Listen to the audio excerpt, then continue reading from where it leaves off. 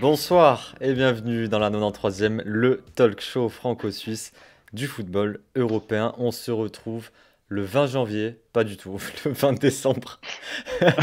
Je suis déjà dans le futur, tout va bien. 20 décembre, par contre, dernière émission de l'année. La 93e va prendre des vacances. On reviendra début janvier. On vous dira exactement quand sur tous les réseaux sociaux.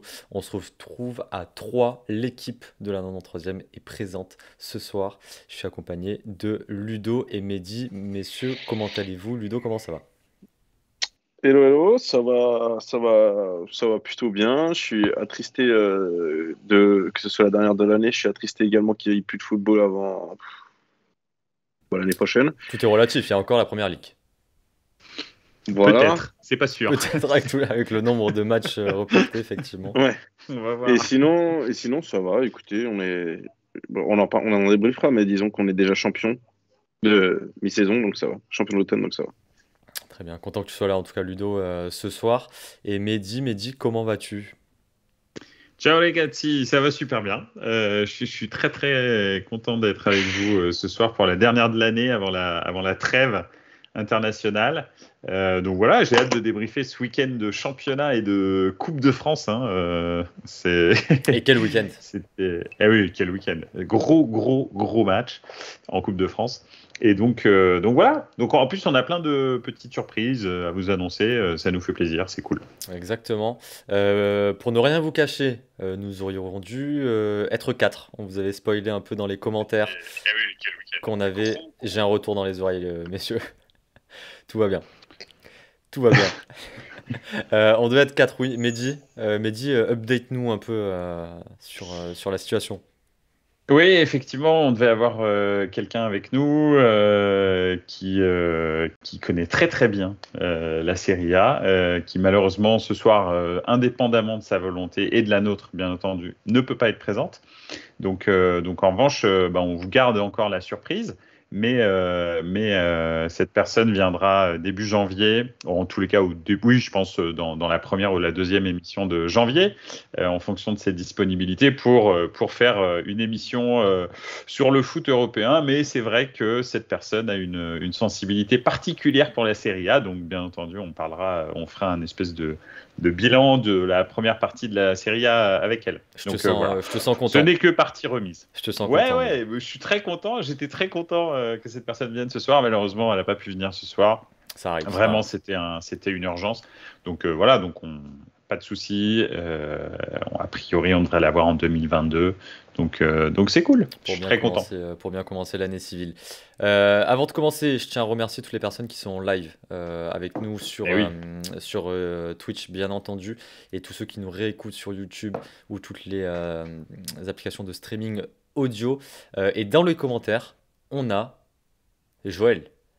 Si vous vous souvenez, le grand gagnant. Joël avait gagné le jeu concours de la 93e pour l'Euro. Ouais. Et il avait décidé de choisir le maillot italien. La Squadra Azzurra qui avait gagné l'Euro. Ce maillot, Mehdi, on l'a commandé il y a bien longtemps, on vous l'avait dit. Il est en rupture de stock partout, donc on a galéré pour l'avoir. Donc on a pris celui de Chypre. Absolument, on a pris celui de Chypre parce qu'il se ressemble un peu, il est rouge. Non, rien à voir. Mais donc effectivement, on l'a reçu. Ça y est, officiellement aujourd'hui. En plus, vous avez vu, il y a vraiment les étiquettes. C'est pas un faux qu'on a commandé en Turquie. Donc franchement, il est vraiment bien et il est superbe d'ailleurs. Floqué Pessina, comme Joël nous l'a demandé. Parce qu'il faut savoir que Joël est supporter de l'Atalanta. Et ça va probablement être le seul maillot de Pessina qui a été vendu. C'est peut-être pour ça que. C'est possible. Je pense que les autres attendent encore. Pessina, c'est aller vite. Les autres, ils attendent encore. Donc on va lui en mettre en main propre à Joël bientôt. Et puis, bien sûr, il viendra nous exhiber son corps d'éphèbe dans ce maillot courant du mois de janvier. Et puis comme ça, on pourra faire un petit point sur son Atalanta chéri. Remise en main propre, bien entendu, en respectant les gestes barrières. Ah, bien sûr, remise en main propre et désinfectée. Bien Tout à fait. Ouais. Merci, le gel hydroalcoolique. Alcoolique. Et merci aux alcooliques. Bravo. Mehdi est enroulé. Joël qui est content dans les commentaires. Ouais. Donc ça fait Ah, plaisir. Et il est beau, Jojo. Putain, suite, regarde. suite au Non, jeu. le mieux, Joël, c'est ça. Regarde. Tu vois, tu le vois ou pas? Le petit logo, j'ai gagné l'Euro et je suis l'Italie. Ça, c'est ça qui est. Et c'est suite bien. au quiz qu'on avait effectué, le quiz première manche de la 93e aussi, Kevin qui avait gagné a reçu son écharpe, bien entendu, il nous fera une petite photo pour les réseaux. Et Lenny, ça ne serait tardé. Il y a eu quelques contretemps, mais il va le recevoir cette semaine comme cadeau de Noël aussi. Donc tout va bien dans la 93e. Bientôt un quiz numéro 2, messieurs, donc Ouais, préparez-vous. Il y aura, tout à fait. il y aura Peut-être que Lenny, évidemment, on va éviter de participer cette fois. ouais, ça serait bien, je pense. Ouais, Pour Ouais. laisser une c'est petite chance ça. à Peut-être qu'on Mehdi. va l'animer, peut-être. Là, jusque-là, on vous a laissé un peu croire que ça allait être la fête toute l'année 2021 et 2022, mais ça y est, prochain quiz, on vous éclate avec Chiam et on vous Allez. éclate. Allez, très bien. On verra ça, les paris sont tenus. Messieurs, il y a eu très peu de matchs ce week-end. Il y a eu des Ouais. matchs reportés. Il y a eu des coupes. La Coupe de France était magnifique à avoir joué, faut se le dire. Ouais. Honnêtement, on a eu un très beau 10-0 des Girondins de Bordeaux. Ce que je vous propose, c'est qu'on fasse un petit récapitulatif des premiers mois passés sur les 5 grands championnats. Donc on va voir un peu nos surprises, nos équipes en détresse, comment se profile le championnat. Je vous propose qu'on commence tiens, avec la Serie A, parce qu'on devait faire une édition spéciale Serie A. Parlons un peu Serie A et des premiers mois. On a la moitié là, Mehdi, du Ouais, championnat. tout à fait. Alors, il reste une journée de championnat là dans la semaine. Ce sera la dernière de l'année. Mardi et mercredi, tous les clubs vont jouer. Le Milan rencontre Empoli, les autres clubs, je ne sais pas exactement. Mais effectivement, en tous les cas, il y a une chose qui est sûre, c'est que l'Inter est sûr d'être champion d'automne parce qu'ils ont 4 points d'avance sur leurs poursuivants. Donc, parce que le Hop. Napoli, ce week-end, Napoli et Milan, hein, je crois, on est à égalité. Oui. Mais au goal average, Naples est deuxième. Mais en termes de points, on est tous les deux à 4 points de l'Inter. Donc l'Inter est parti il y a 7 journées, je crois, ou 9 journées, pardon, à moins 7 points et a terminé donc la phase aller à plus 4 points ou plus 1 point. Enfin, on verra, mais ça m'étonnerait qu'ils perdent un match là. Donc c'était assez incroyable. Donc, bon, Chris vient de déménager, il y a des travaux. Donc il est là, à l'heure actuelle, il fait de la perceuse, mais c'est parce que il faut optimiser le temps. Alors, juste pour donner un peu de contexte à nos auditeurs, personne n'a entendu, hein. Il n'y a que vous les gars, donc je vois pas de quoi vous parlez. Ah, d'accord, ok. Excuse-moi. Et donc oui, effectivement, l'Inter s'est mis en marche un petit peu plus tard que les autres équipes de tête, donc en tous les cas Naples et le Milan. Mais quand ils se sont mis en marche, ça n'a pas rigolé quoi. Donc voilà, ils ont détruit Naples. Milan a fait un match nul miraculeux à l'extérieur, enfin à l'extérieur, plus ou moins, mais bon à l'extérieur quand même, à Giuseppe Meazza. Et ils ont enchaîné les buts. Ils ont un nombre de buts marqués qui est phénoménal. Franchement, c'est une équipe impressionnante qui, si on doit faire le bilan du championnat à mi-saison, je vois mal comment ils peuvent rater le Scudetto encore une fois cette année. Ça piquerait, très honnêtement, ça piquerait très très fort. Pourquoi? Parce que c'est le 20e. Et avec le 20e, ils ont le droit d'avoir 2 étoiles. Et ça m'embêterait fortement. Donc, nous, on est à 18. Eux, ils sont pour l'instant à 19. Et la Juve, t'as plus de 30, donc à 3 étoiles. Donc effectivement, ça ferait un petit pincement au cœur. Mais bon, très objectivement, il faut regarder les choses en face. C'est l'équipe la plus solide de Serie A. À tous les postes. Défensivement, c'est très très fort. Offensivement, c'est impressionnant. Et en plus, Simone Inzaghi se permet de faire tourner ses attaquants parce que sur le banc, ils ont un banc qui est aussi assez impressionnant. Donc voilà, non, je pense que en tous les cas pour le Milan, la défaite d'hier a scellé définitivement, je pense, les espoirs de titre. Je dis ça parce que quand tu fais une phase aller et que sur tes deux principaux concurrents, tu fais un match nul miraculeux, mais vraiment miraculeux contre l'Inter, et tu perds à domicile parce que je ne vais pas me cacher derrière le but qui a été refusé sur hors-jeu, parce que en fait, le match a été indigent du Milan. On a très très peu d'occasions. Et encore, c'est des occasions qui ne sont pas très très nettes. Donc, je pense qu'on méritait de toute façon pas le point du match nul. Ça aurait été un espèce de coup du hasard, un petit peu comme contre l'Inter. Donc, je pense effectivement qu'on ne mérite pas, si tu n'arrives pas à battre tes deux principaux concurrents, tu ne mérites pas forcément d'être champion. Et je n'ai pas l'impression qu'en phase retour, ça va s'améliorer. Après, je dis ça, Il y a si que un 4 jour on points, arrive. Mehdi, je te coupe, mais il y a Oui, que mais 4 points de différence. le gros problème, c'est le banc. En fait, tu vois, le Napoli, hier, ils avaient beaucoup d'absents. Hein. Ils avaient quand même donc Osimhen et Koulibaly, qui sont les deux principaux, mais ils avaient aussi Insigne, Fabian, Ruiz et Mario Rui, qui sont donc tous titulaires normalement. D'accord. Et pourtant, il y avait une cohérence dans le jeu. Très honnêtement, c'était cohérent le jeu du Napoli. C'était peut-être un peu moins percutant, en tous les cas, en attaque. Mais en défense, les deux défenseurs centraux ont fait vraiment un super taf. Vraiment, c'était impressionnant hier ce qu'ils ont fait. Rahmani et le deuxième, je me souviens plus, mais bon, ils ont fait un très très très bon travail. Et en même temps, de l'autre côté, le Milan avait aussi beaucoup d'absents, hein, donc je ne vais pas les citer, mais notre défense, il y avait 3 joueurs sur 4 qui n'étaient pas titulaires normalement. Hein, donc Ballo-Touré, quand tu commences déjà un match avec Ballo-Touré, déjà tu sais que tu es dans la merde, grave. Tu vois. Ensuite, tu avais donc en défense centrale Romagnoli et à droite, tu avais Florenzi. Florenzi qui fait pas un mauvais match, mais bon, c'est quand même pas Calabria, et à gauche c'est pas du tout Théo, et dans l'axe c'est pas non plus Simon Kjær. Mike Maignan a du mal, je trouve, à retrouver son niveau. Il a fait une bonne sortie aérienne dans le match hier, c'est tout. Au milieu de terrain, Tonali est un peu redescendu par rapport à son niveau stratosphérique du début de saison. Kessie, depuis qu'on parle de son renouvellement de contrat, je trouve que c'est pas terrible. Pioli s'entête à pas faire jouer Bennacer, donc bon, bref. Et enfin, devant, c'est catastrophique, quoi. Messias, il a fait illusion contre l'Atlético, mais c'était vraiment un hasard. Brahim Diaz, depuis qu'il a eu le Covid, et ça c'est une réalité, c'est son frère, c'est son petit frère asthmatique qui joue, très honnêtement, le pauvre. Non mais impressionnant, c'est-à-dire le mec ne touche plus une cacahuète depuis le Covid. Hein. Avant le Covid, il marchait sur l'eau, après le Covid, il n'y a plus rien.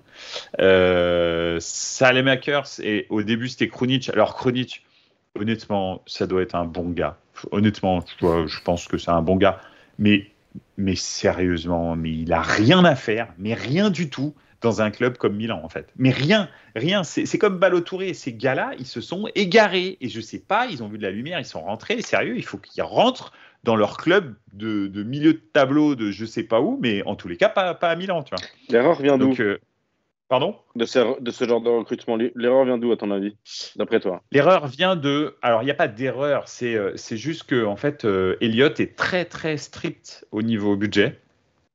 Et que Milan recrute avec alors pas que, parce qu'on a une grosse équipe de scouts, mais ils font aussi beaucoup de stats, beaucoup de statistiques. Et Geoffrey Moncada, qui est le recruteur, le chef scout, on va dire, le recruteur du Milan, en fait, il fait énormément de stats. Et quand il discute avec Pioli, si Pioli lui dit « je veux quelqu'un qui peut répéter les courses à haute intensité, lui, en fait, il va compiler toutes ces stats et il va lui sortir 4-5 joueurs. Après, ils vont aller voir Elliott, ils vont dire, bah voilà, on a tel joueur, il vaut 20 millions, tel joueur, il en vaut 12, tel joueur, il en vaut 8, et puis tel joueur, il en vaut 1,5. Bizarrement, Elliott, très souvent, ils prennent le gars qui en vaut 1,5. Tu vois, c'est très compliqué. Alors, tu peux dépenser de l'argent. Hein. Fikayo Tomori, par exemple, 32 millions.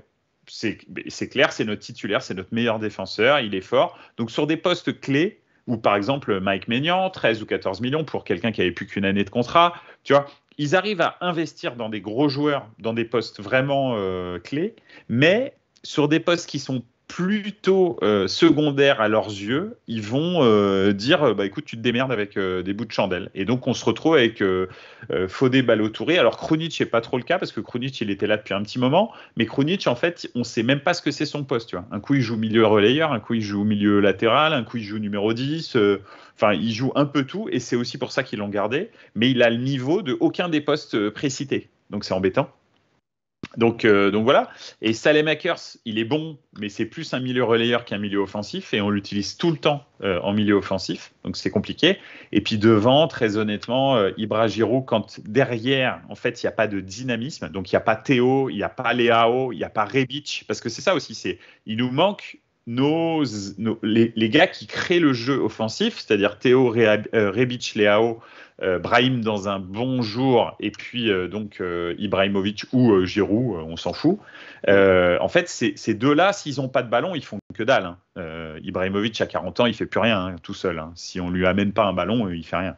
Donc voilà, donc c'est juste ça qui pêche, c'est le jeu offensif. Et ce qui pêche, et c'est pour ça que je dis que on peut plus jouer le Scudetto, c'est que nous, dès que nos 4 joueurs offensifs majeurs sont absents, il n'y a plus rien. Mais quand je dis il n'y a plus rien, c'est il n'y a plus rien. Hein. C'est le jeu offensif du Milan. Alors la balle, elle tourne, mais en fait, il n'y a jamais d'action vraiment décisive. En tous les cas, on l'a vu hier contre le Napoli. Et ces derniers temps, on est vraiment dans un trou. On a gagné contre des toutes petites équipes, contre Bologne, contre le Genoa. Ouais, et Salernitana ou des trucs comme ça. Ok, bon, bah ça heureusement parce que c'est quand même pas des équipes de Serie A quasi, donc voilà.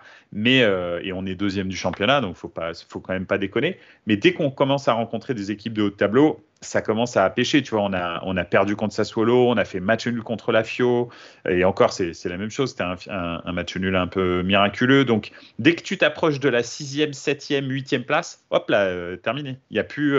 Donc ça fait un petit moment à cause des blessures. Hein. Mais c'est ça qui me fait dire qu'on ne peut pas jouer. Alors l'Inter, en revanche, eux, ils n'ont pas de blessés et ils font tourner carrément.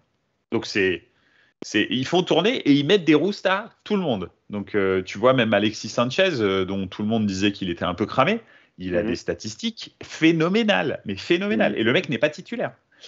Non, franchement, l'Inter c'est surarmé et effectivement le Napoli quand ils vont récupérer Koulibaly, Osimhen en deuxième partie de saison, bah, ils ont un banc qui est bien meilleur, tu vois, ils ont Mertens sur le banc, ils ont vraiment des très bons joueurs. L'Atalanta là c'est troué complet, je sais pas si vous avez vu Mourinho a fanfaronné là. Ouais.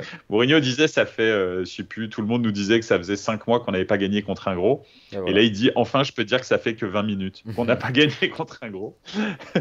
Donc, ils les ont atomisés à domicile. Hein. Je pense que Joël, d'ailleurs, s'il a envie d'en discuter, donc il a pris 4-1 à domicile. Ouais. C'était moche. Donc 2 buts d'Abraham. Et le seul but de l'Atalanta, c'est un but contre son camp. Ouais, absolument. Non, vraiment, ils sont passés à travers.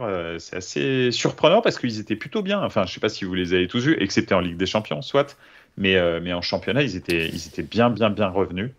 Et enfin, la Fio qui continue, la Lazio aussi qui se reprend un petit peu, et la Fiorentina, vous avez vu que Vlahovic... Ouais. Est-ce que tu as une équipe surprise depuis ces 18 journées passées en Serie A? Parce que là, on parle des équipes qui sont les plus réputées, les plus connues. Est-ce qu'il y a une équipe qui a été un peu surprise? Alors, c'est une surprise sans lettres. Je ne sais pas si vous vous souvenez, l'année dernière, je disais c'est pas normal que la Fiorentina soit à la place à laquelle elle est. Je ne sais pas si vous vous souvenez, je le répétais souvent, je disais c'est pas normal qu'ils soient 15e. Ils n'ont pas une équipe sur le papier pour être 15e du championnat. Et bien là, effectivement, la Fiorentina se mêle à la bagarre pour les places européennes. Donc, en revanche, pas trop la Ligue des Champions. Alors, le championnat est encore long, mais c'est vrai qu'il y a un petit creux entre les gars qui sont les équipes qui sont à 31 points et l'Atalanta. Ouais, donc il y a un petit creux et je pense que ça va être compliqué à récupérer. Mais la Fiorentina, enfin, reprend sa place parce que la Fiorentina, c'est une grande équipe d'Italie. Donc pour moi, c'est la bonne surprise. Avec un gros Vlahovic. Avec un très gros Vlahovic qui a marqué, qui a égalisé le nombre de buts record en Serie A en une année civile. D'ailleurs, c'est le record de Cristiano Ronaldo, 61 buts. Et du coup, c'est donc potentiellement, dans la semaine, il peut battre ce record. Donc voilà, alors là, ils ont fait match nul ce week-end, mais c'était un bon match nul, hein, c'était contre Sassuolo, je crois, et Sassuolo, on sait que contre les gros, on l'a vu, hein, ils ont fait match nul contre Naples, ils ont battu Milan, et ils ont fait là match nul contre la Fio maintenant. Donc non, oui, effectivement, Fiorentina, c'est la bonne surprise. En tous les cas, elle reprend sa place. Et moi, il y a un truc que je voudrais noter, c'est toutes les équipes qui jouent bien en Serie A, où tu peux regarder le match et passer un très très bon moment, comme Empoli. Et c'est des équipes qui sont bas dans le classement. Hein. C'est pas forcément des équipes qui sont au contact des 7e et 8e places. Mais Empoli, ça joue très très bien. La Spezia de Thiago Motta, ça joue vraiment très très bien. Sassuolo, on a vu que contre les gros, c'est aussi une équipe qui joue très bien. Le Hellas Vérone de Tudor, qui est très impressionnant. Alors là, un petit peu moins ces derniers temps, mais qui a eu une série, je crois, de 9 victoires d'affilée. Enfin, c'était assez phénoménal. Donc, toutes ces petites équipes, en plus des 7 grosses, en fait, t'offrent en plus du super spectacle. Donc, quand les 7 rencontrent les autres petites équipes comme ça, ça en fait déjà 11 sur 20 qui jouent bien au football. Donc, ça veut dire que, potentiellement, toutes les semaines, tous les matchs sont intéressants parce que tu as plus de la moitié des équipes qui jouent bien au foot, quoi. Donc c'est vraiment cool.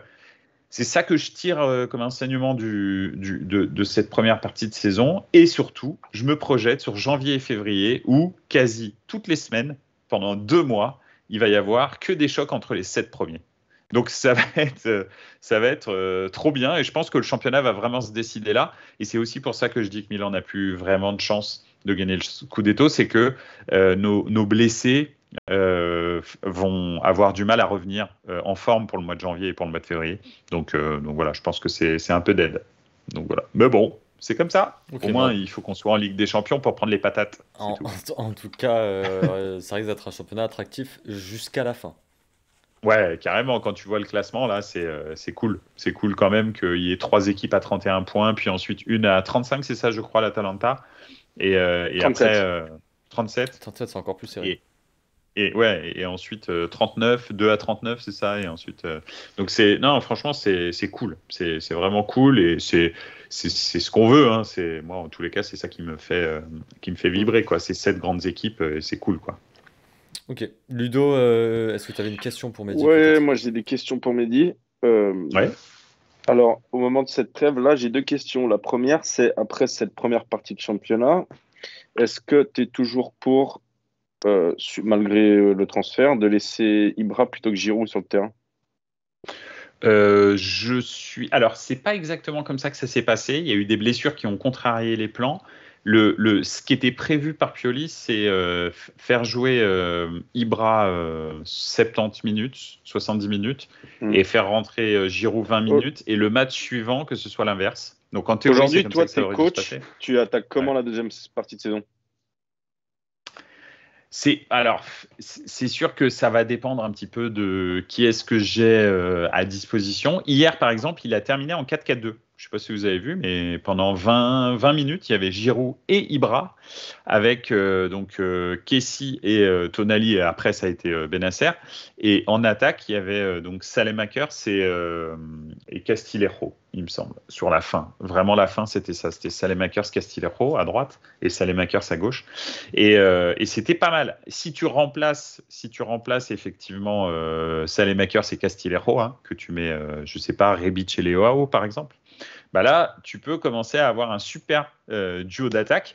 Et j'irais même plus, en fait. Je pense que si tu mets même Rebic avec soit Ibra, soit Giroud, et que tu fais tourner Ibra et Giroud, Rebic, pour moi, c'est notre meilleur joueur offensif avec Leao. C'est les 2 meilleurs qu'on ait. Et d'ailleurs, quand ils sont pas là, tu vois tout de suite que l'attaque du Milan, elle a quasi plus d'impact, en fait, de verticalité. Ces 2-là, pour moi, ils sont vraiment essentiels. Pour l'instant, on n'a pas de remplaçant à ces 2 joueurs-là. Et si tu mets Rebic Ibra ou Rebic Giroud en jouant en 4-4-2, oui, ça fait football à l'ancienne. Mais bon, en même temps, c'est Milan qui a popularisé le 4-4-2 dans les années 90. Donc Mais, ce serait marrant de voir ça. mais du coup, aujourd'hui, en 4-5-1, toi, est-ce que tu privilégierais Giroud ou Ibra? Euh, Tu l'avais cette réponse, hein? ouais, j'avoue que Ibra fait plus peur. Voilà. D'accord. Ibra fait Ouais, plus je te peur. confirme. Par le Giroud, personnage. ouais, par le personnage et même balle au pied. En fait, le défenseur, il se jette beaucoup moins parce qu'il sait que techniquement, il a une capacité à t'éliminer qui est assez impressionnante, que Giroud n'a pas. Et Giroud, je pensais qu'il avait quand même un petit peu. Mais franchement, moi, ça m'inquiète pas quand il y a Giroud en attaque. Le seul truc, c'est que je pensais qu'il avait un petit peu plus de vitesse encore et d'impact Ah dans la non, verticalité. En fait, il ah en a non, autant qu'Ibra. Ah non. C'est-à-dire, il a que dalle. ah, c'est un Il a tracteur. rien. Donc voilà. Mais après, il est pas mauvais sur les remises et tout. Là, il fait un 1-2 avec C'est un bon Giroud. pivot. Ouais, c'est un bon pivot. Il est très Il très fait un bon, 1-2 avec très bon au Ibra. Voilà. baby-foot, Olivier Giroud. Ouais, possible. Non, mais il est pas mauvais. Il est pas mauvais. Mais voilà. Oui, je préfère Ibra parce qu'il a une palette plus grande. Si les deux sont en forme, je préfère que ce soit Ibra. Dernière question, Ma- Ludo. Oui, ma deuxième question, c'est quid de la Juve, parce qu'on a dit perdu à la 3e ou 4e journée. Aujourd'hui, ils sont toujours 7e à 6 points du 4e, donc l'Atalanta. Qu'est-ce que tu les vois où fin de championnat? Écoute, si aucune des 4 équipes de devant ne se trouve, et je pense pas que ça arrive, en fait, on aura peut-être des trous comme ça, là, on perd un match de temps en temps, mais je pense que les 4 de devant sont les 4 meilleures équipes de Serie A. Très honnêtement, à tous les niveaux, tactiquement, physiquement, techniquement, c'est vraiment les meilleures équipes de Serie A. Donc, je pense qu'ils vont rester pour se battre pour l'Europa League. En revanche, je pense très sincèrement qu'ils vont être 5e à la fin du championnat. Ils sont au-dessus de la Lazio, au-dessus de la Roma et au-dessus de la Fio. Parce que ça commence à se voir en fait. C'est pas beau, c'est toujours pas très joli, mais ça commence à prendre forme un petit peu, quoi. Ils prennent de moins en moins de buts, ils recommencent à gagner leur match 1-0, tu vois, des Ouais. trucs comme ça. Bon, voilà quoi. Ils sont pas dans le mood du football italien actuel, qui est un football italien très offensif, pas du tout. Mais en même temps, je crois qu'ils le seront jamais, très honnêtement. Hein. Ouais. Je pense que c'est pas dans leur ADN et que c'est comme si tu disais, tu demandais au Barça de jouer le Catenaccio, quoi. Je pense que ça n'arrivera pas, même si un jour le Catenaccio est le football qui domine le monde, en fait. Mhm.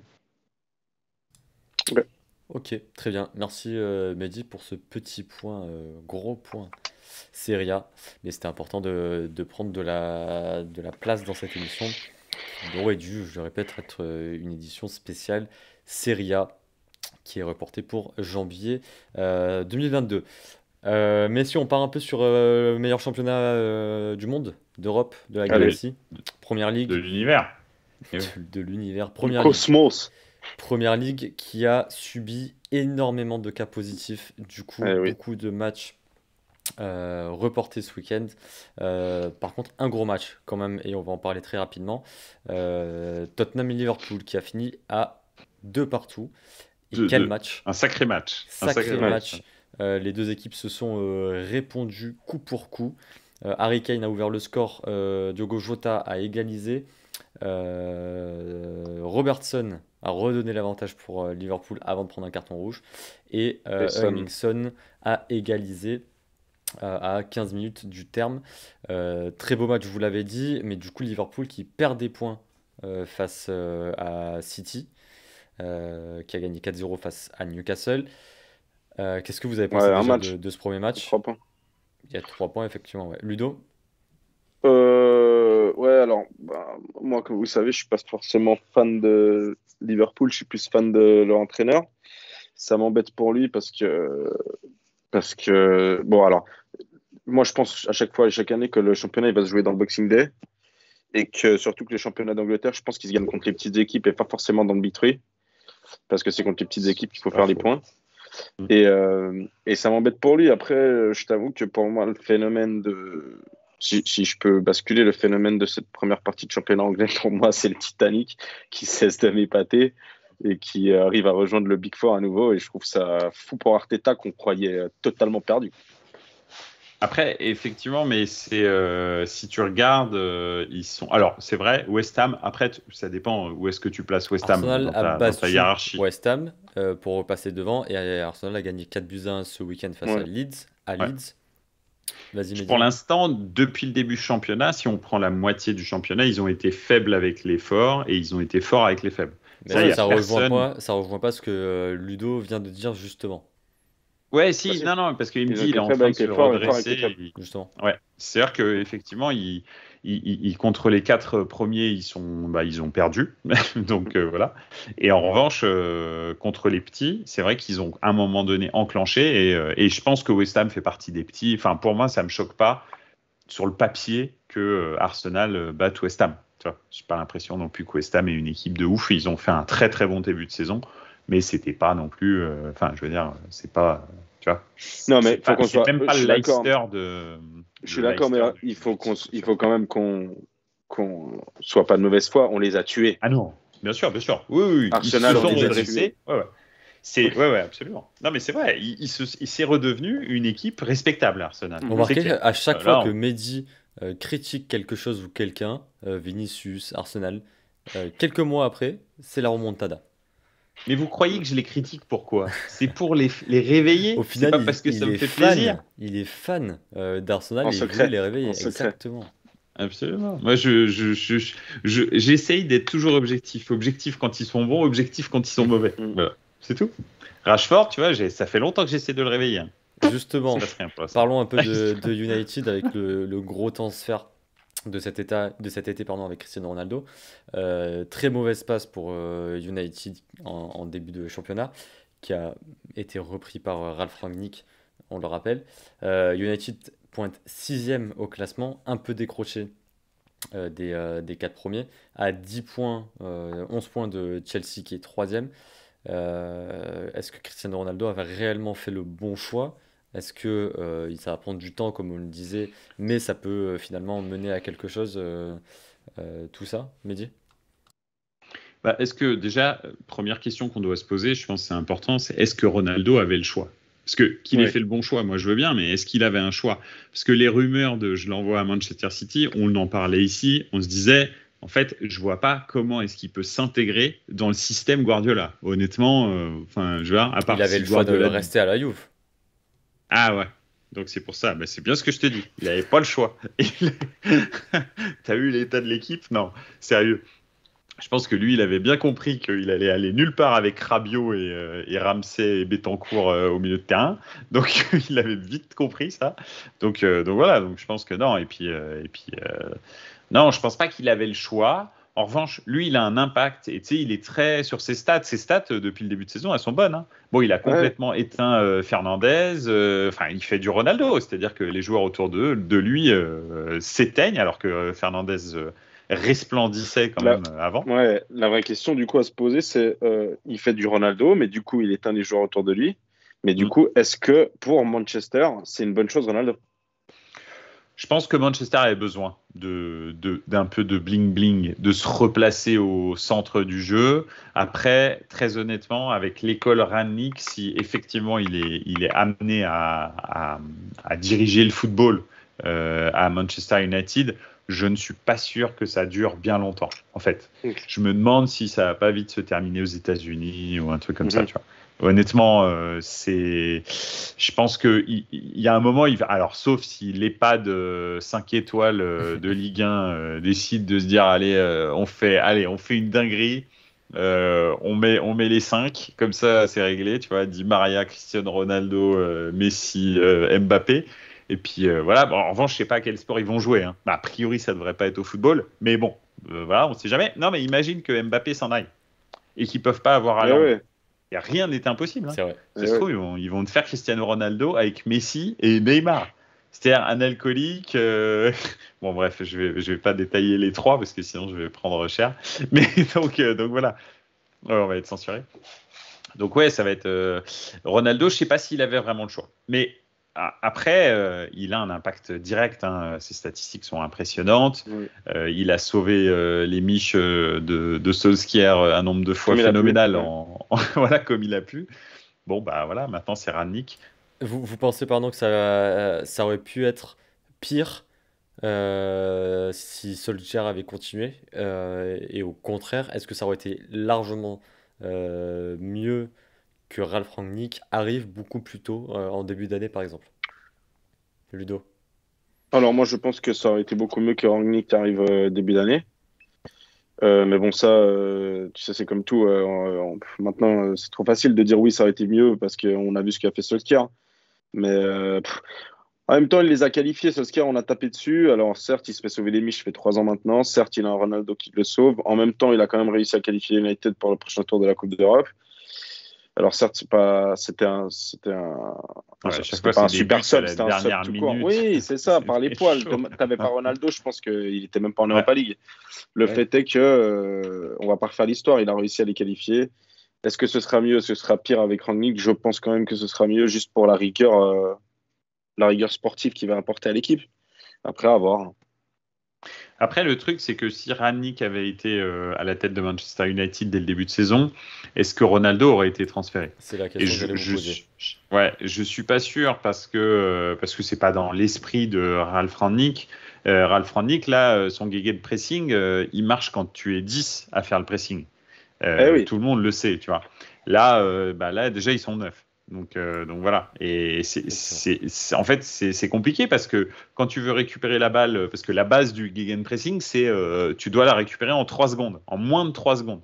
S'il y en a un et c'est ta première lame qui presse pas, bah en fait, la transmission de balle a le temps de se faire, la première, et après, derrière, tu es en retard tout le temps, en fait. C'est très compliqué d'anticiper une passe sur un mec qui n'est pas pressé. Donc, parce que je ne sais pas si vous voyez, mais enfin, on va parler un petit peu tactique, mais en fait, quand tu fais un gegenpressing, tu presses du côté où tu veux pas que la balle aille. Ce qui fait que tu forces la passe sur le côté où tu veux que ça aille, et ça anticipe en fait. Si tu veux, si l'avant-centre presse à droite, en fait, à partir du moment où il part, celui qui est sur le joueur de gauche part déjà. Ce qui fait que l'autre force la passe à gauche et c'est comme ça que tu récupères les balles vite. Si en revanche, il n'y a pas le pressing du numéro 9 déjà, bah en fait, c'est terminé. Tu es déjà en retard parce que tu ne sais pas où ça va. Donc, tu es obligé d'attendre la passe pour commencer ton pressing. Et c'est là où tout s'accélère en fait. Donc c'est assez complexe et c'est aussi pour ça d'ailleurs que Guardiola ne joue pas avec des stars qui, tu vois, en fait, il joue avec des gars qui veulent bien faire le pressing en permanence parce que c'est pas faisable en fait sinon. En fait, on voit ce que ça donne au Paris Saint-Germain. Hein. Il te faut des soldats pour ça. Il faut des soldats talentueux. Ouais. Exactement. Et les stars, c'est compliqué. Joël, dans les commentaires, qui nous dit pour CR7, il faut un grand coach avec de la légitimité pour le canaliser. Et c'est plus le cas depuis le Real Madrid. Est-ce que vous partagez cette phrase, Ludo?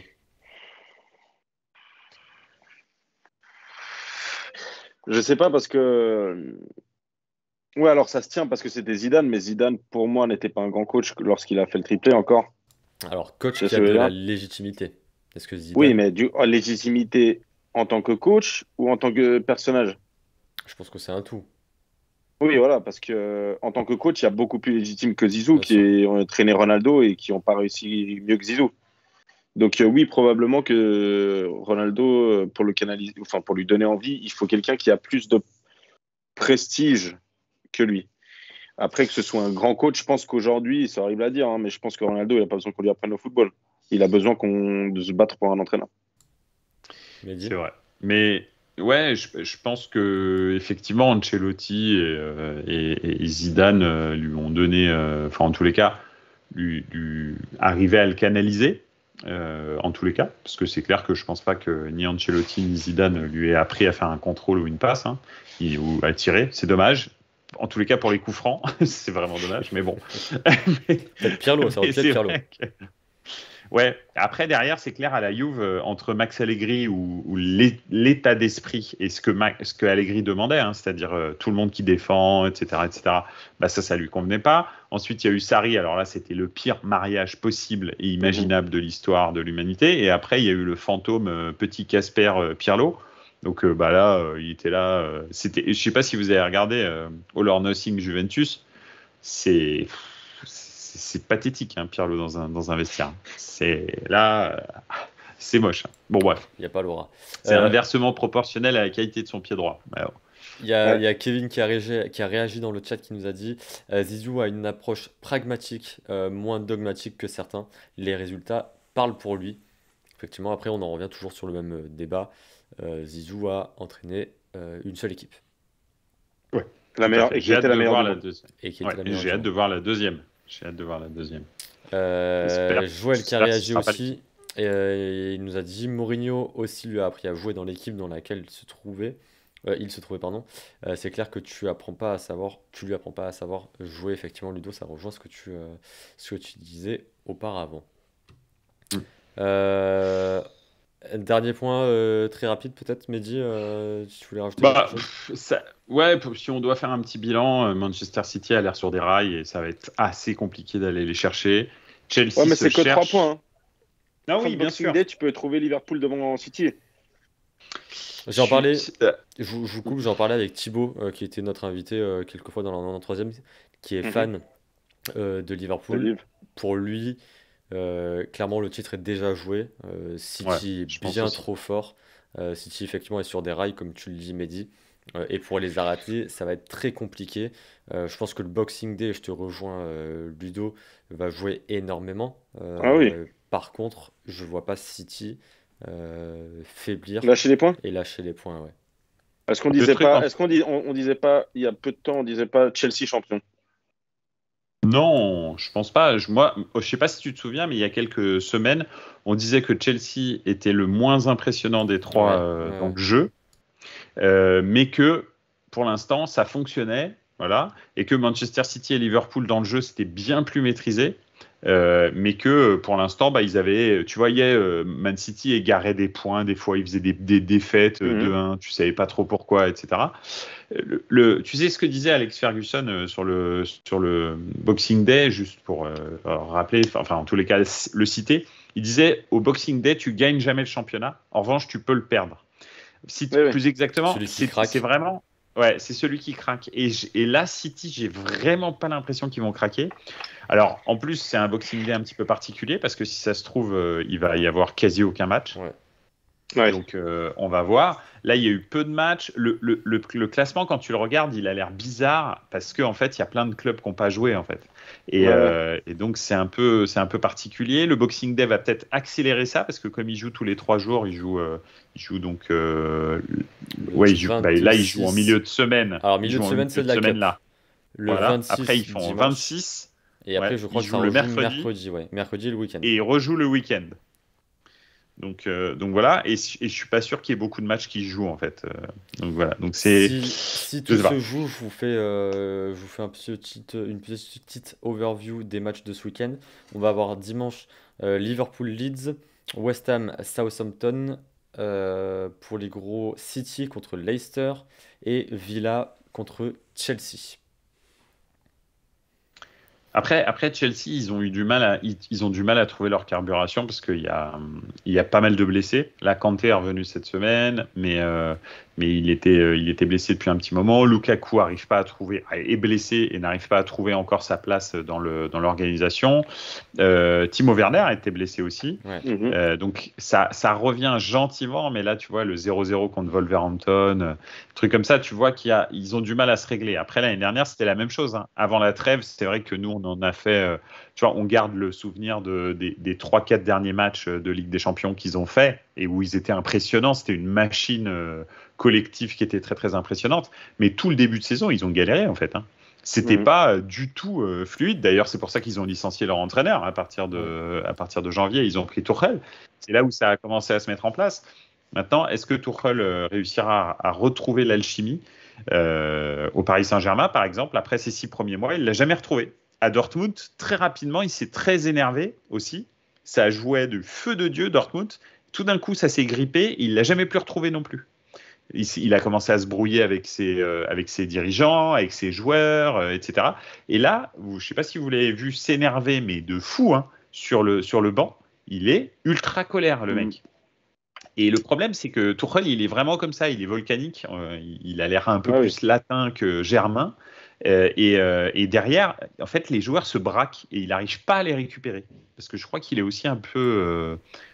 pas un but de sa personne, mais je pense qu'il a beaucoup d'orgueil aussi, Tuchel.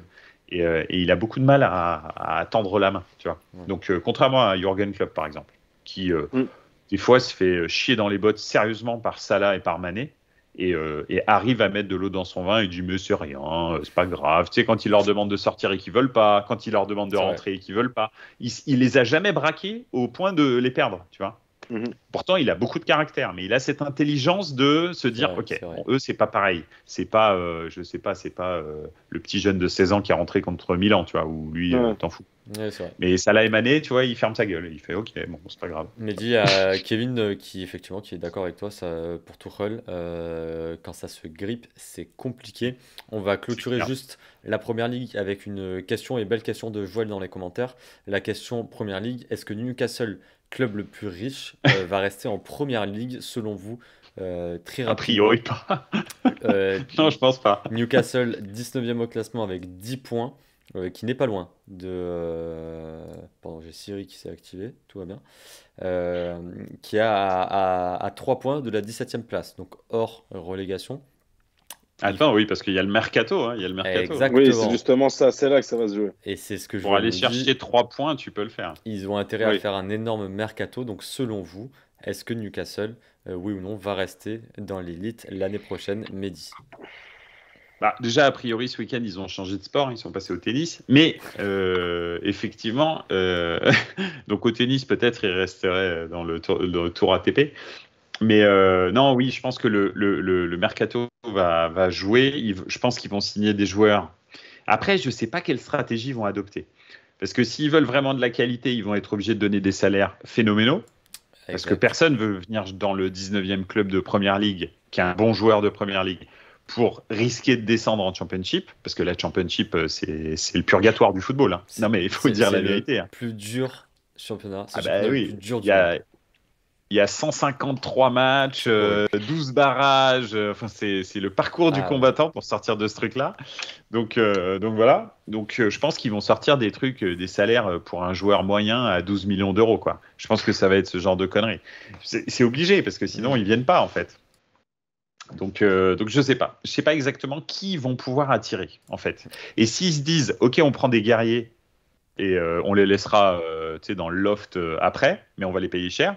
Ou alors, est-ce que je prends des bons joueurs de Première Ligue que je vais payer très cher Mhm. et que je risque de garder derrière, qui vont être le départ de mon ossature de Première Ligue, en fait. Mm. Là, le problème, c'est que les bons joueurs, je suis pas sûr que ça suffise. Là, il faut aller à la bataille contre Brentford, tu Ouais, vois. ouais. Enfin, c'est la guerre, quoi, tu vois. Là, ça va être du kick and Donc, rush et Mehdi, c'est parti, tu vois. oui ou non, Newcastle restera-t-il en Première Ligue? L'intelligence du mercato le décidera. Et je Mouille-toi. pense que pour la belle histoire, ça peut être marrant qu'ils descendent. Je pense qu'ils vont Ok, descendre. Ludo. Bon, moi, tu connais mon amour pour ce genre de politique, donc mon cœur va forcément te dire qu'ils vont descendre en deuxième ligue. Je le souhaite, je l'espère fortement. Ce serait un joli pied de nez aux investisseurs. Après, c'est comme il dit Mehdi, hein, sur un mercato, tu peux aller chercher 3 points, hein, c'est rien. Mm. Mais j'en rêve. Mais j'en rêve. Je vous annonce que Newcastle jouera en Première Ligue l'année prochaine. Ok. Je vous l'assure. Écoute, on verra. On verra. Si vous voulez prendre vos paris, je vous l'assure. Messieurs, on va avancer. Il se fait tard. Le temps tourne. Phrase Le de temps Thierry. tourne. Le temps tourne. Et oui. Parce que là, tu arrêtes ta montre, là, par exemple. Mais le temps, lui, il Le s'arrête temps. pas. Lui, il s'arrête pas. Voilà. Merci Eh oui. Thierry. Elle est exceptionnelle, celle-là. Merci Thierry. Tu Messieurs, peux Le arrêter temps ta n'a montre. pas le temps. Mais le temps, il n'a pas le temps. Le temps n'a Le temps, pas lui, le il a temps pas le pour temps. le temps. parlons du deuxième meilleur championnat du monde, de la galaxie, la Ligue des Talents, s'il vous plaît. Ah oui. La Ligue qui n'est pas du tout jouée encore, parce qu'on ne sait pas qui va être champion cette année, Eh bien oui. entendu. Non, il y a Et un on ne sait suspense. jamais. Un Il y a un suspense suspense haletant. insoutenable. C'est Ouais. insoutenable, que dis-je? Je n'ai plus de synonyme. Bien entendu, la Ligue Paris Saint-Germain. Plusieurs faits. Bon, déjà, effectivement, on sait que Paris est bien loin devant, donc on ne va pas parler, puisqu'on parle assez de Paris tous les. D'ailleurs, bon anniversaire à Kiki. Oui, C'est c'est ses aujourd'hui. 23 ans aujourd'hui. Eh Effectivement. ouais. Bon anniversaire à Kylian Mbappé, joueur du Paris Saint-Germain, champion du monde avec l'équipe de France. Ouais. Ah, Berlioz souhaite un joyeux Non. anniversaire. Non. Ah, pardon, Eh ouais. c'est Tibi. C'est pas nous. Pardonnez-moi.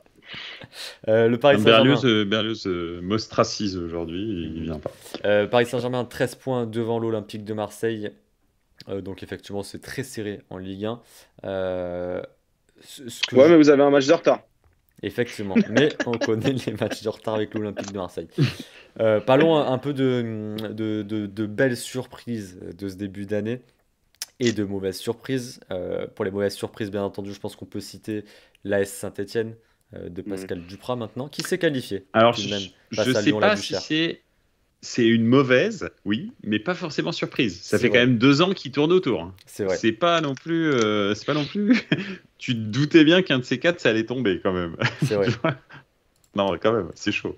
Mais effectivement, 20e à 3 points de Lorient qui est 19e. On en parlait et on en a parlé pas mal aussi. À voir si Pascal Duprat va relever la pente ou pas. D'ailleurs, petit fun fact, j'ai vu une superbe photo sur les réseaux sociaux de Pascal Duprat qui arrive et la légende dit c'est plus cauchemar en cuisine, c'est cauchemar en vestiaire. Exceptionnel. Pascal Duprat, qui est l'homme à tout faire dans les équipes dernières du classement. Les belles surprises, par contre, pendant un long moment, ont été le Racing Club de Lens, qui chute Absolument. un peu, mais les hommes accompagnés de Seko Fofana, honnêtement, début de championnat, incroyable. Je pense qu'on a tous vu un peu et on a été bluffé par cette équipe. Mm. Mehdi, Ouais. Super coach, surtout Franck Hez, Francaise, ouais, qui effectivement. qui a le même nom que la ville que j'habite. Donc déjà, c'est un bon signe. Donc, ça se prononce pas pareil en revanche. Mais donc, euh, donc voilà, non, non, franchement, super coach. Effectivement, recrutement intelligent avec Seko Fofana, mais pas que, hein. Notamment, ouais. C'est-à-dire, c'est un très très bon mix entre des joueurs d'expérience qui sont reconnus en Ligue 1, hein, parce que tu prends Lecas, tu prends Kakuta, tu prends des gars comme ça. C'est vraiment. Qu'est-ce qu'il y a? Pardon, j'avais le micro coupé. Je l'avais dit. Parce que donc, ce sont des gens qui sont, qui sont qualifiés en Ligue 1. Excusez-moi, je suis désolé, j'essaye de reprendre mes esprits. Tout va bien. Et d'autres qui sont des nouveaux, mais qui sont très performants, C'est très talentueux. Donc, non, c'est une super équipe et surtout des vrais plans de jeu. C'est pas Taillot, bonjour, on part avec un drapeau. C'est vraiment des vrais plans de jeu, des équipes étudiées et tout. Donc voilà, non, c'était c'est vraiment vrai. très bien. Et d'ailleurs, l'équipe de France cherche un latéral droit. Jonathan Klaus, latéral droit du RC Lens. Honnêtement, je pense que c'est le futur en équipe de France. Mais beaucoup Non, de. alors non, Si. c'est pas le futur. C'est peut-être une demi-heure en équipe de France, mais bon, il a déjà 32 ans, je crois, hein, donc Mais il va non, pas le faire. Non, il a 30 ans ou 29 ans, un truc comme ça, je crois. je pense que tu te trompes. C'est possible. Mais J'ai pas son il y a âge. que Du les coup, gens qui il y a, tentent pas qui se trompent. il y a Kevin dans les commentaires. Juste si tu peux nous dire, ou Ludo qui peut rechercher peut-être. Mais je crois pas, hein. Jonathan Klaus, je crois pas que ce soit. Jonathan Klaus, en tous les cas, il a pas 22 ans. Tu te dis pas que c'est le futur latéral droit de l'équipe de France. Mais il va peut-être faire une ou deux saisons. Ouais. C'est Et 29 après, ans. il faut savoir que 29 ans. Tu vois, je te le 29 ans. dis. Mais après, il faut savoir que on a quand même un latéral droit qui est titulaire dans une des meilleures équipes d'Europe. Alors, on a beau ne pas l'aimer, hein, on fait ce qu'on veut, hein, avec Pavard. Il n'est Mais pas en latéral fait, droit. alors déjà, il n'est pas latéral droit, mais il le joue à cette place depuis très longtemps. On a été champion du monde avec lui. Il a gagné la Ligue des Champions avec lui en latéral droit. Il a gagné 3 championnats d'Allemagne. Il a gagné 2 coupes dégueulasses d'Allemagne. Parce que je dis dégueulasse parce qu'elle est moche, hein. La Pokal. Donc Oui. voilà. Donc c'est pas comme si ce mec-là. Enfin, moi je trouve qu'il y a trop. Tu peux pas avoir un gars qui est par hasard là et qui a ce palmarès-là s'il n'était pas bon en fait. Moi, je suis Alors, absolument. Alors, c'est peut-être pas esthétiquement ce que tu recherches, tu vois. C'est pas Dani Alves, ça on est d'accord. Mais en fait, c'est pas un hasard s'il est là. C'est impossible que ce soit un hasard. je vais pas cracher là où je bouffe, hein, parce que c'est quand même un mec, comme a dit Mehdi, qui m'a fait gagner des titres, enfin qui nous a fait gagner des titres. Mais il y a quand même un concours de circonstances pour Benjamin Pavard. Il y a un manque de concurrence à ce poste-là. Qui fait qu'il en est là? C'est possible, mais est-ce que Jérémy Klaus, c'est Ah oui, non. la solution? Alors, Jérémy, Moi, je sais pas. désolé. Jonathan, peut-être. Jonathan, pardon, excuse-moi. Non, Jonathan là-dessus, Klaus, je suis est-ce d'accord que avec c'est toi. la solution? Moi, je pense Non. que Pavard, il est au-dessus. Enfin, tu Oui, vois, oui. Non, mais il y avait ils sont du beaux Djibril m'expliquer tout ce Sidibé, il qu'ils y avait veulent. beaucoup. Enfin, il y avait de. Djibril Sidibé. Ah bah Non, oui. mais. Lui, il a été on fire. Tu sais, ces joueurs qui sont on fire une Oui, saison. lors du titre de Monaco. Et d'ailleurs, le pauvre, hein, il aurait dû signer à ce moment-là, hein, parce que derrière, sa carrière s'est arrêtée un petit peu, hein, quand même. Parce Effectivement. que depuis, Sidibé, quand même, à droite, c'est pas terrible. Hein. Allez, Enfin, je sais pas. reconcentrons-nous sur Ouais. la Ligue 1. Deux énormes Moi, déceptions. Juste Ludo, avant de te donner la parole. oui. Le tenant du titre, Bah le voilà, LOSC, j'en vais en parler. le LOSC qui est actuellement 11e, sans beaucoup de changements, mis à part l'entraîneur Christophe Galtier qui est Mm. parti à Nice, et là, pour le coup, qui est 4e. Et deuxième grosse surprise, et Bah, Lyon. le club est en éclat complet, l'Olympique Lyonnais, effectivement, avec, je ne sais pas si vous l'avez vu ou pas, des suspensions pour Jean-Michel Aulas, Jean-Michel Aulas. Ouais. avec 10 matchs de suspension, donc 5 en sursis. Et encore une Chaud. fois, ce week-end, Coupe de France, Paris FC, Olympique Lyonnais, match arrêté à la mi-temps à cause de supporters. Alors, on va pas s'avancer parce que beaucoup disent que des supporters du PSG étaient à l'origine aussi. Mais Mm. match arrêté encore une fois, l'Olympique Lyonnais est encore une fois dans les petits papiers. Qu'est-ce qui va se passer? On aura la réponse, je crois, début janvier, si je ne vous dis pas de bêtises. Plus rien ne va. Boz, l'entraîneur, et je pense qu'il a fait le pire move de sa carrière que de signer à l'Olympique Lyonnais. Juninho a annoncé qu'il allait s'en aller. Il y a tout qui pète. Donc plus rien ne va à l'Olympique Lyonnais.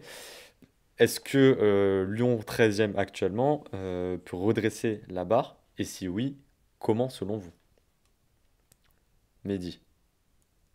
Bah, je sais pas. Moi, j'ai tendance à penser que Peter Bosz est l'homme de la situation. Je pense en revanche Est-ce qu'il a été que accepté par l'équipe déjà? Parce que pour... Voilà, c'est ça, absolument. Je pense en revanche qu'il n'a pas les joueurs et le vestiaire n'a pas encore complètement épousé sa philosophie. Pourquoi? Parce que justement, à Lyon, il y a plusieurs courants de pensée, on va dire. Il y a Juninho qui, lui, a mis en place Peter Bosz et plutôt de son côté, on va dire. Et de l'autre côté, il y a toute cette vieille garde lyonnaise qui sont les entraîneurs adjoints, les entraîneurs des gardiens, etc. Parce que ceux-là, ils ne bougent jamais. Hein. Donc, tu peux changer ton entraîneur, mais le staff Le staff, à le Lyon, noyau, alors on parle pas ouais, d'entraîneur adjoint ou autre, hein, mais le oui, oui, staff bien sûr. technique, Mais ouais, effectivement, reste le même. absolument. Le staff technique reste le même. Et Jean-Michel Mm. Aulas est comme un espèce de... Tu sais, il me fait penser à ce roi dans les deux tours, je crois. Bah, les deux tours. Ouais, les deux tours, ouais, dans Le tu Seigneur sais, des le Anneaux. roi.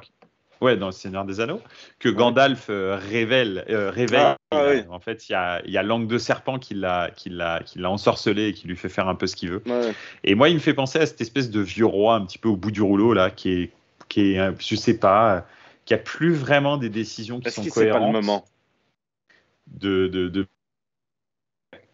Bah si, je pense. En plus, il y a Mais le problème de Tony Jean-Michel Parker Aulas, c'est qui est là.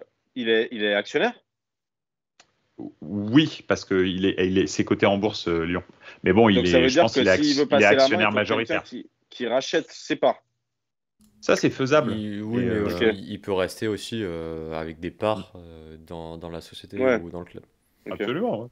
Mais là, Ok. il parlait vraiment de Tony Parker. A priori, Ouais. Tony Parker sera le successeur à la tête de OL Group.